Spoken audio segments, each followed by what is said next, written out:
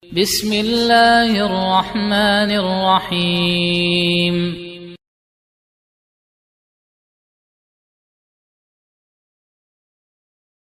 10 salawat yang mengandung syirik dan bid'ah.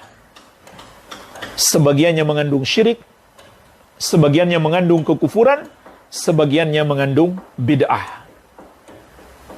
Insya Allah kita sebutkan secara singkat 10 poin.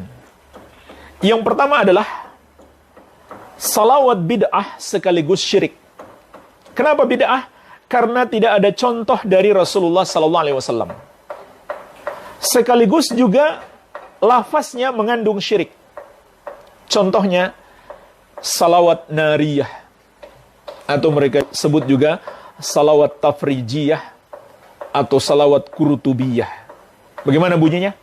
Allahumma salli salatan kamilah wa sallim salaman taman ala sayyidina Muhammadin alladhi tanhallu bihil uqad wa tanfariju bihil kurab wa tuqda bihil hawaij wa tunalu bihil raghaib wa husnul khawatim, dan seterusnya.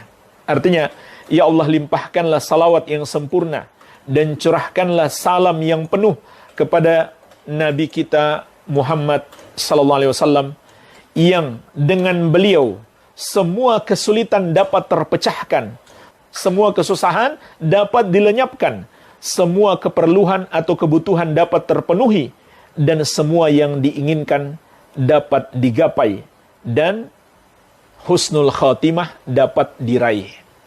Ini namanya salawat nariyah. Maka jemaah sekalian, pertama, salawat ini bid'ah karena tidak dicontohkan oleh Rasulullah SAW. Yang kedua, kalau diyakini beliaulah yang dapat menolong semua kebutuhan kita, menghilangkan semua kesusahan kita, maka tidak diragukan lagi ini adalah syirik. Dan secara lafaz, menurut bahasa Arab, bisa bermakna demikian. Bisa bermakna demikian lafaz yang ada dalam salawat nariyah. Padahal Allah menegaskan, amma yujibul muttarra idza da'ahu wa yakshifus su'a. Siapakah yang dapat mengabulkan doa orang yang kesusahan tatkala dia berdoa kepadanya? Tentu tidak ada selain Allah. Dan siapakah yang dapat menghilangkan keburukan? Tentu tidak ada selain Allah Subhanahu wa ta'ala. Ya. Jadi ini adalah bid'ah dan bisa bermakna syirik kalau diyakini bahwa Muhammad sallallahu alaihi wasallam menghilangkan segala kesusahan dan mengabulkan segala kebutuhan hamba. Iya. Contoh lain jemaah sekalian, salawat burdah. Syair yang mereka anggap juga salawat. Ini parah sekali kesyirikannya. Al-Busiri, penulis syair burdah, sekaligus mereka sebut salawat burdah, berkata, ya akramal khalqi maliman aludhu bihi siwak inda huduthil hadithil amim. Wahai makhluk yang paling mulia, Muhammad sallallahu alaihi wasallam, tidak ada tempat aku berlindung kecuali kepadamu ketika aku ditimpa musibah. Subhanallah. Ini lebih parah sebenarnya daripada sekedar menyamakan Allah dengan Nabi Muhammad SAW. Ini Allah pun sudah nggak dipakai sama dia.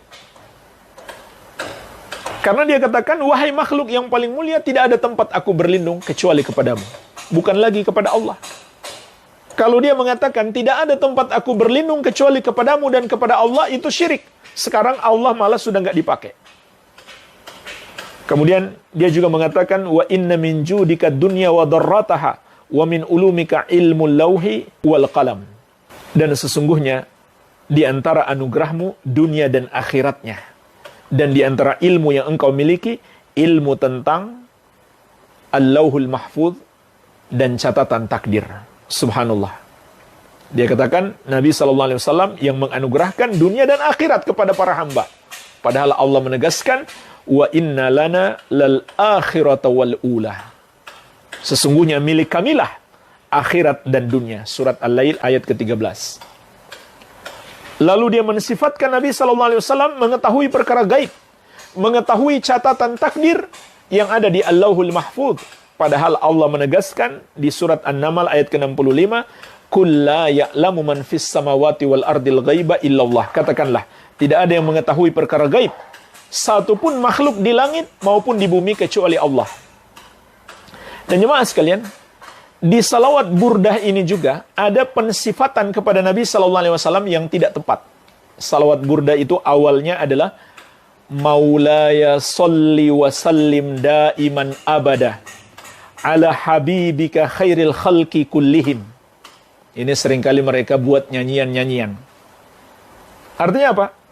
Ya Allah, curahkanlah salawat dan salam terus-menerus selama-lamanya kepada habibika, habibmu, kecintaanmu, sebaik-baik makhluk seluruhnya.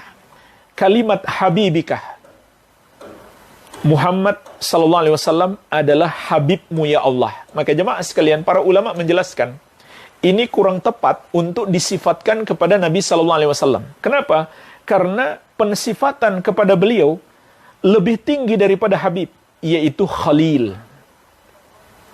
Khalil itu tingkat kecintaannya lebih tinggi daripada habib. Dan sifat Nabi sallallahu alaihi wasallam yang disifatkan Allah bukan habib tapi khalil. Di antaranya di dalam hadis yang diriwayatkan Imam Muslim dari sahabat yang mulia Jundab bin Abdullah radhiyallahu taala anhu, Nabi sallallahu alaihi wasallam mengatakan, "Fa innallaha ta'ala qad ittakhadhani khalilah kama ittakhadha Ibrahim khalilah." Karena sesungguhnya Allah telah menjadikan aku sebagai khalil sebagaimana Allah menjadikan Ibrahim sebagai khalil. Jadi dari seluruh para hamba hanya 2 hamba yang tingkatannya sampai khalil, yaitu Nabi Muhammad sallallahu alaihi wasallam dan Nabi Ibrahim alaihi salam. Ini 2 nabi ini yang paling tinggi tingkatannya, bukan habib tapi khalil. Jadi tidak tepat kalau menyebut Nabi sallallahu alaihi wasallam habib. Iya. Oleh karena itu, Nabi tidak boleh menjadikan makhluk sebagai khalil, cukup sebagai habib saja. Sebagaimana dalam lanjutan hadis, "Walau kuntu muttakhidan min ummati khalila, lattakhadtu Abu Bakrin khalilah."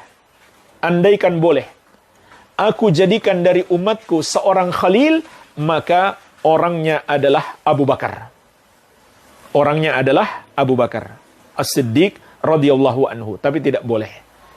Jadi khalil itu kecintaan yang tertinggi, maka kita sebagai hamba yang paling kita cintai hanya boleh Allah Subhanahu wa ta'ala. Baik. Ini jemaah sekalian yang pertama. Yang kedua, salawat yang bid'ah sekaligus mengandung kekufuran dan berdusta atas nama Rasulullah sallallahu alaihi wasallam. Contohnya apa? Sangat banyak. Di antaranya salawat Fatih yang dibuat-buat oleh At-Tijani, lalu dinisbatkan kepadanya tarekat Tijaniyah, salah satu golongan sufi ekstrim. Salawat yang mengandung kekufuran. Di mana mengandung kekufuran? Yaitu ketika At-Tijani yang membuat salawat itu menjelaskan keutamaannya. Apa dia bilang? 1 kali membacanya menyamai membaca Al-Quran 6 kali. Bayangkan jemaah sekalian. Kata At-Tijani, pendiri tarekat Tijaniyah, Sufia ekstrim, 1 kali membaca salawat Al-Fatih senilai membaca Al-Quran 30 juz 6 kali. Ini kufur. Menyamakan ucapan makhluk dan ucapan Allah Subhanahu wa ta'ala. Ini adalah kekufuran. Bahkan bukan hanya menyamakan, dia menganggap ucapan makhluk lebih baik daripada ucapan Allah Azza wa Jalla. Dan ini dia sandarkan kepada Nabi sallallahu alaihi wasallam secara dusta. Dia berdusta atas nama Nabi sallallahu alaihi wasallam. Tidak ada hadis sama sekali. Dia mengklaim menerima melalui riwayat atau jalur khusus kepada Nabi Muhammad sallallahu alaihi wasallam.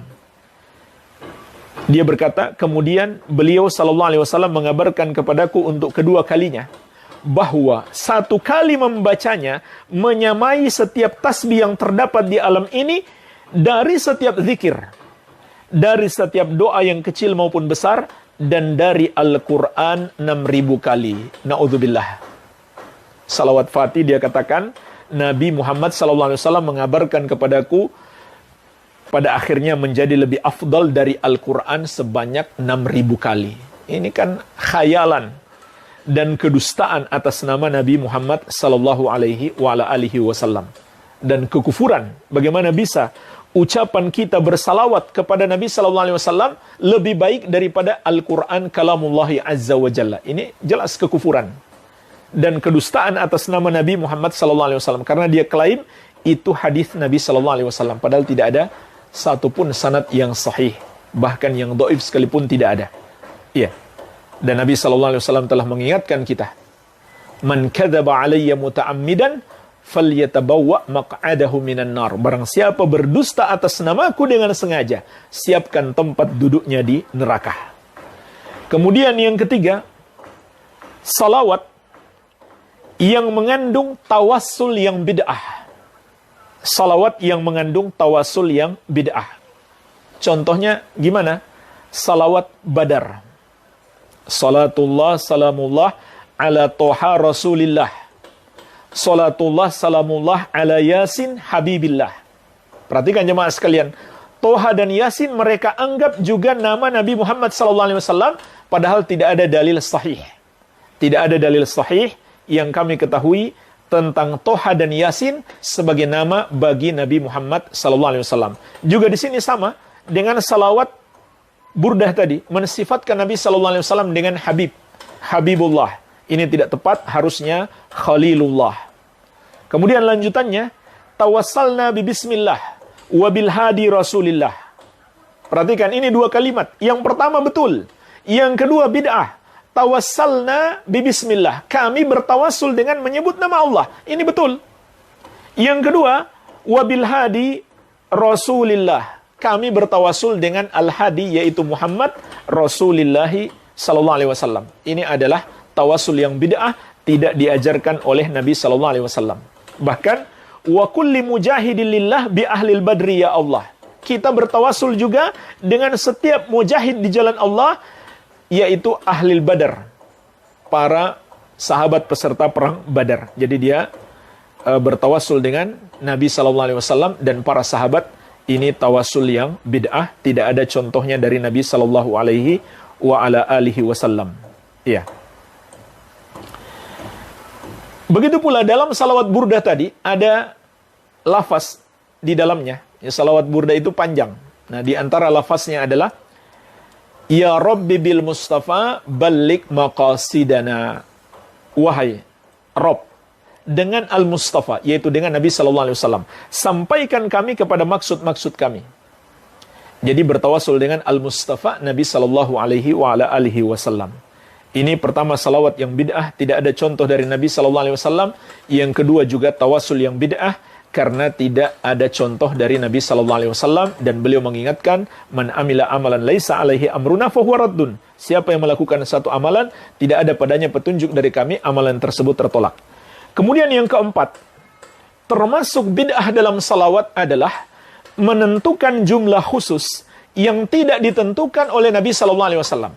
Betul, kita dianjurkan memperbanyak salawat, tapi jangan kita batasi jumlah khusus. Misalkan 100 kali, 1000 kali, dan termasuk salawat nariyah, mereka anjurkan dibaca 4.444 kali. Jadi menghitungnya saja saya rasa susah sekali. Dan syariat tidak ada yang menyusahkan kita. Ini menurut mereka, ada anjuran membaca salawat nariyah yang kita sebutkan di awal tadi sebanyak 4.444 kali. Dari mana ketentuan jumlah itu? Mereka buat-buat sendiri. Maka itu adalah termasuk bid'ah, mengada-ada di dalam agama. Tidak ada contoh dari Nabi SAW. Dan beliau telah mengingatkan, kullu bid'atin dhalalah. Setiap bid'ah itu sesat. Wa kullu dhalalatin finnar. Setiap yang sesat tempatnya di neraka. Tapi mereka mentakwil-takwil hadis ini.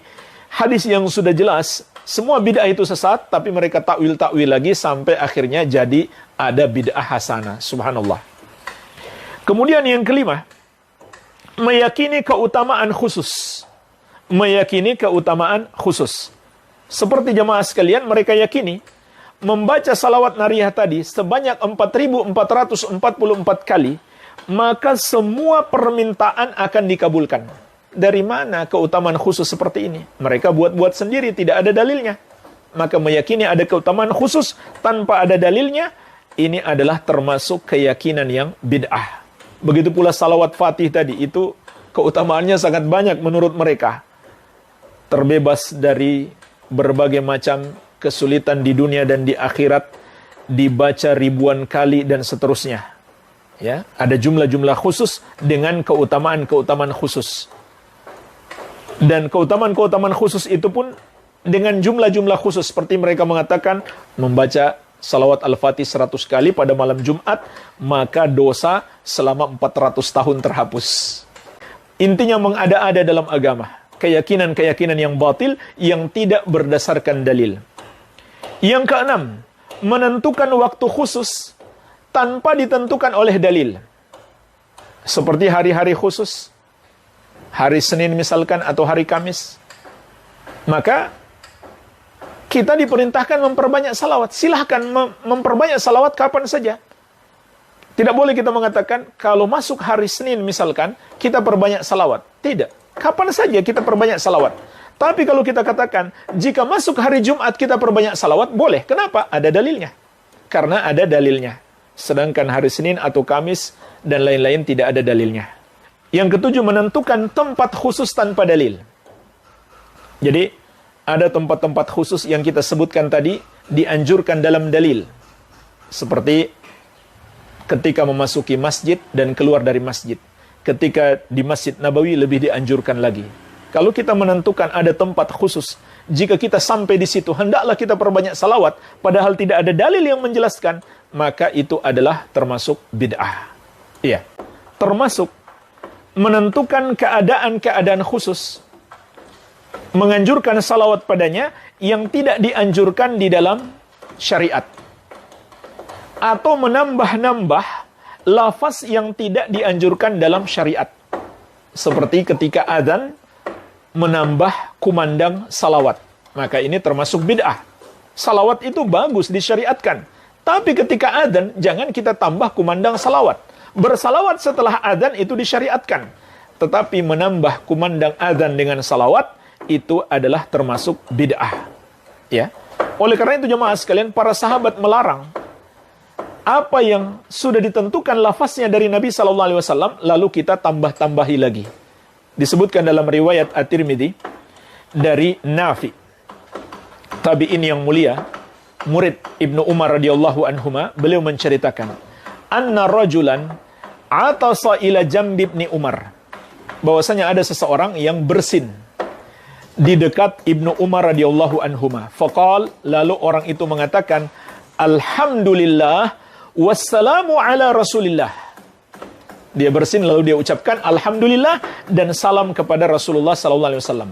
Qala Ibnu Umar, maka Ibnu Umar radhiyallahu anhuma, sahabat murid Rasulullah sallallahu alaihi wasallam, beliau pun berkata, wa ana aqul alhamdulillah wassalamu ala rasulillah.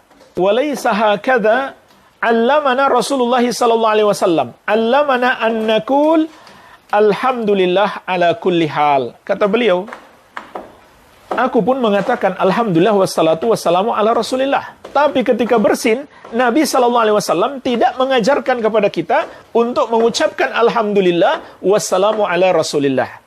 Tapi cukup alhamdulillah saja. Dan beliau juga menganjurkan kita mengucapkan alhamdulillah ala kulli hal dalam setiap keadaan. Jadi jemaah sekalian, perhatikan di sini. Mungkin kita mengatakan, apa buruknya setelah bersin kita ucapkan alhamdulillah, lalu kita tambahkan salawat. Ternyata sahabat Ibnu Umar radhiyallahu anhu melarang. Dengan alasan apa? Nabi SAW nggak mengajarkan seperti itu. Yang beliau ajarkan hanyalah mengucapkan alhamdulillah saja. Jika lafaz-lafaz itu sudah ditetapkan dalam syariat dan tidak ada padanya salawat, jangan kita tambahkan salawat. Kemudian yang ke-8, bersalawat sambil bernyanyi-nyanyi. Ini termasuk bid'ah, mengada-ada dalam agama, tidak ada contoh dari Rasulullah SAW, tidak pula dari para sahabat radhiyallahu taala anhum ajma'in. Kemudian yang ke-9, salawat diiringi musik. Ini lebih parah lagi. Menyanyi, diiringi musik lagi, bahkan tidak jarang sambil berjoget-joget. Na'udzubillah. Ini bisa jadi jemaah sekalian termasuk penghinaan kepada syariat Islam, kepada ibadah salawat, kepada Nabi SAW. Kenapa? Karena musik itu sendiri adalah maksiat. Bagaimana mungkin seseorang beribadah kepada Allah sambil berbuat maksiat?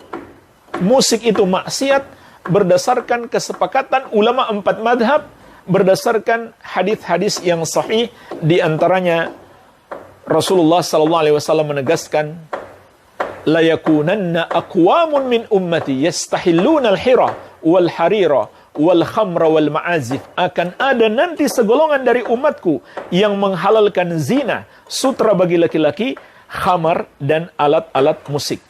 Alat-alat musik hukumnya haram. Tegas Nabi SAW mengatakan, bagaimana mungkin digunakan ketika bersalawat kepada Nabi SAW. Ini secara tidak langsung adalah penghinaan.